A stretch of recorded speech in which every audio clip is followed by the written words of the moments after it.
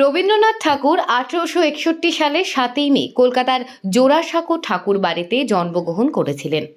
তিনি ছিলেন প্রখ্যাত বাঙালি কবি, পণ্ডিত, ঔপন্যাসিক, নাট্যকার, মানবতাবাদী, দার্শনিক। ওনার জন্মদিনকে স্মরণ করে মূলত 25শে বৈশাখ রবীন্দ্র জন্মজয়ন্তী উদযাপিত হয়ে থাকে। এবছর তার 163তম জন্মবার্ষিকী উদযাপিত হবে। ওনার জন্মবার্ষিকী প্রতি বছর না, এবছরও ঘটা করে পালন করা হবে। আগামীকাল সকাল 6টায় রবীন্দ্র কাননে অনুষ্ঠিত হবে মূল অনুষ্ঠানটি। তথ্য সংস্কৃতি দপ্তর উদ্যোগে এদিন কবিগুরুর প্রতিকৃতিতে পুষ্পার্ঘ্য অর্পণ করে শ্রদ্ধা নিবেদন করা হবে।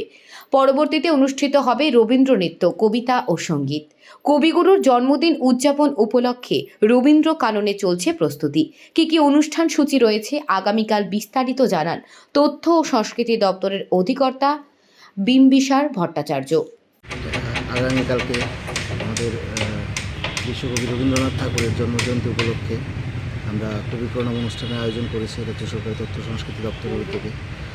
তো আগামীকালকে প্রভাতী অনুষ্ঠানটি এখানে রবীন্দ্র কাননে হবে, স্থানীয় রবীন্দ্র কাননে ভোর 6:30 নাগাদ হবে।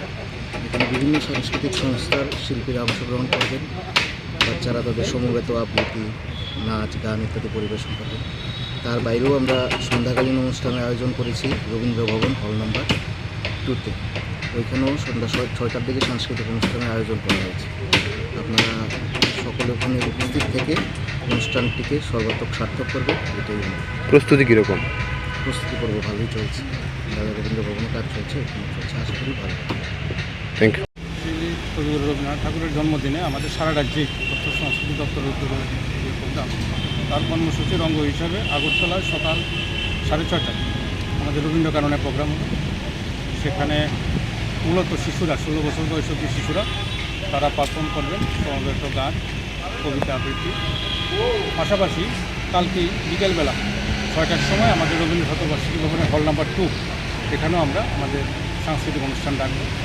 এছাড়া কবিগুরু রবীন্দ্রনাথ ঠাকুরের মূর্তিতে মাল্যদান আমরা যোগাযোগ করি, সমস্ত কর্মসূচি করা আছে আমাদের এখানে। মূল কর্মসূচি যেটা রাজ্যের বাইরেও, আমাদের রাজধানীর বাইরেও বিভিন্ন মহকুমা এবং জেলা স্তরের প্রোগ্রাম